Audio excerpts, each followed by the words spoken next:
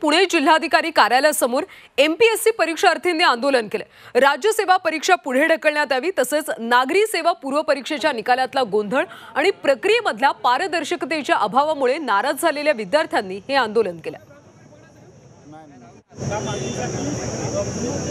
या संदर्भात विद्यार्थ्यांशी संवाद साधला आमचे प्रतिनिधी चंद्रकांत फुंदे।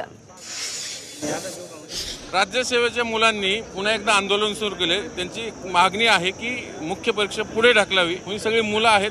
मोहसिन, तुमच्या आंदोलनावर जे काही आरोप होतात त्याला तो इकडे प्रत्युत्तर काय? सगळ्यात पहिला आरोप जो आमच्या आंदोलनावर होतोय तो म्हणजे क्लासवाल्यांकडनं या गोष्टी चालू केलेल्या आहेत। अगदी चुकीचा तथ्यरहित आरोप आहे। याच्यात काही गोष्टी खऱ्या नाही आहेत। क्लासवाल्यांचा फायदा भविष्यात येणाऱ्या पॅटर्नमध्ये आहे, ज्याच्यामध्ये ते जास्त त्यांना फायदेशीर असेल।